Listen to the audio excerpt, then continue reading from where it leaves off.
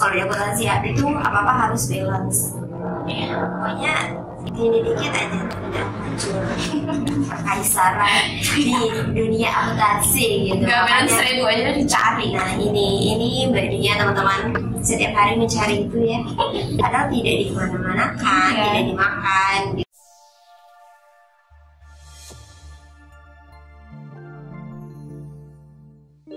Halo sobat Cumain Sini. Alhamdulillah kita balik lagi nih di sesi bedah buku kali ini bersama kita. Saya Rati. Saya Kurnia, kita dari Kota Jakarta. Yeay. Nah kali ini kita akan melanjutkan pembahasan buku ilmu administrasi. Dan kita udah sampai di bab 9 dan 10. Jadi pada kesempatan kali ini kita akan bahas 2 bab.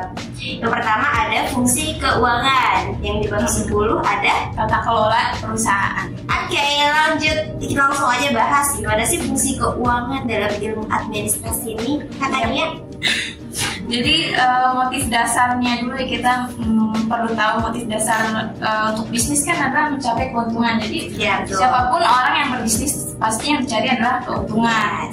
Nah untuk mengukurnya kan kita perlu adanya pencatatan tentang kerugian, keuntungan dan operasional ya.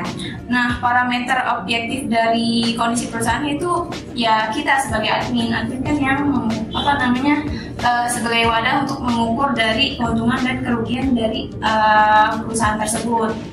Nah untuk menyusun dan menganalisis 2 dokumen tersebut, kerugian dan keuntungannya yang diperlukan adalah fungsi akuntansi. Kita perlu tahu dulu akuntansi adalah proses pengumpulan, pengorganisasian dan analisis data berdasarkan standar tertentu untuk menyajikan laporan keuangan. Jadi yaitu fungsi akuntansi pada dasarnya adalah untuk mengukur sudah seberapa jauh tujuan dari perusahaan tersebut. Data keuangan yang berupa penerimaan maupun pengeluaran itu perlu banget dicatat. Kayak aku tuh setiap ada nota, misal penerimaan yaitu dari nota yang masuk gitu, dan pengeluaran yaitu apa yang kita beli dan apa yang kita keluarkan untuk biaya di dalam rumah tangga suatu perusahaan. Untuk aktivitas keuangannya berawal dari tugas bookkeeping atau merekam semua transaksi. Kayak aku tuh punya sheet tersendiri, spreadsheet punya spreadsheet tersendiri untuk pengeluaran pencatatan di lingkup di Jakarta ini, dan juga punya spreadsheet untuk pelaporan ke pusat. Jadi kayak kita punya worksheet tersendiri dan juga worksheet untuk dilaporkan ke atasan-atasan kita gitu. Jadi kayak terukur gitu loh, lebih terukur. Oke, nah tadi udah dibahas, sudah menyinggung nih ke fungsi akuntansi, bahwasanya akuntansi ini berfungsi untuk merekod segala kegiatan yang berkaitan dengan keuangan, dan mereka pun berfungsi sebagai menganalisis apakah perusahaan itu laba atau rugi. Makanya setiap bulan itu kan pasti ada tuh yang namanya laporan laba rugi, terbitlah gitu. Dan sebelum itu terbit pasti ada yang namanya pencatatan dari pengeluaran kita, kemudian pemasukan kita, yang seperti dilakukan oleh Mbak Nia ya selama ini. Oke, next katanya. Nah, jadi fungsi perhitungan dan pendapatan ini kita harus melakukannya dengan baik. Kayak kita harus menjadi orang yang jujur, menjadi orang yang tanggung jawab dalam mencatat baik itu pengeluaran dan juga pendapatan. Karena yang kemudian itu akan disusun dan diklasifikasi dalam laporan kayak bulanan atau tahunan maupun harian. Kan kita juga ada laporan setiap hari di grup. Nah, untuk laporan keuangan itu dapat menggambarkan juga kekuatan dan kelemahan dari model bisnis, sehingga para manajer, para atasan maupun owner kita aware gitu terhadap laporan keuangan yang kita laporkan. Jadi kayak bisa melihat gitu dari kitanya tersendiri yang melaporkan maupun atasan di branch kita atau di atasan-atasan kita. Kuncinya harus benar ya, balance. Kalau di akuntansi itu apa-apa harus balance. Pokoknya ini dikit aja termuncul kaisaran di dunia akuntansi gitu. Gak benar saya dua aja dicari. Nah ini baginya teman-teman setiap hari mencari itu ya. Padahal tidak di mana-mana kan, tidak dimakan gitu. Cuma memang secara pencatatan kadang dari tadi harus jujur. Supaya rakun kita harus input gitu ke dalam pencatatan tersebut supaya tadi manajemen bisa menilai apakah perusahaan ini masih sehat nggak sih dalam proses bisnisnya. Kemudian kalau misalnya nggak sehat pun yang sakitnya di bagian mananya itu nantinya akan terlihat dari laporan-laporan yang akan disusun oleh si teman-teman akuntansi. Ya. Lanjut dari laporan keuangan ini kita memerlukan juga arus kas.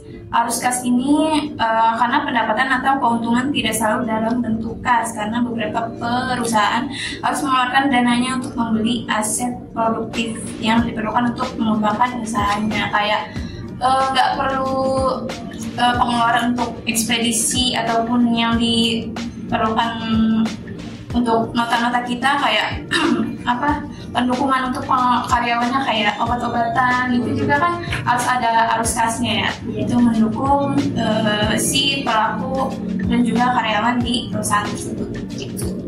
Pokoknya segala kegiatan keuangan ya itu harus rapi banget laporannya. Lanjut ke bab 10 ada dari fungsi, kan tadi ada fungsinya ya. Nah, tujuan dari fungsi itu apa sih? Nah, di bab 10 itu dibahas ada tujuannya satu yaitu menjadi corporate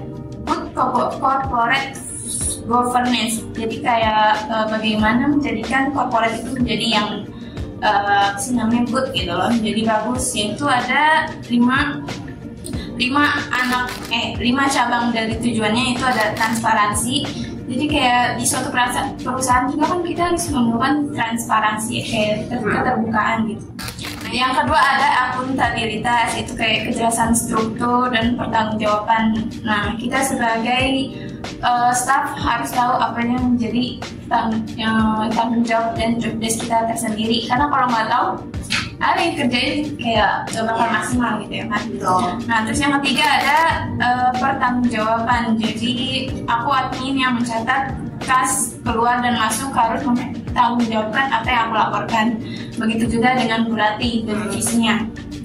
Yang keempat ada kemandirian. Jadi kayak suatu perusahaan itu dikelola secara profesional dan independen. Nggak boleh terintervensi oleh pihak manapun. Jadi kayak nggak boleh kita goyah. Jadi satu perusahaan itu harus sama-sama mendukung satu sama lain.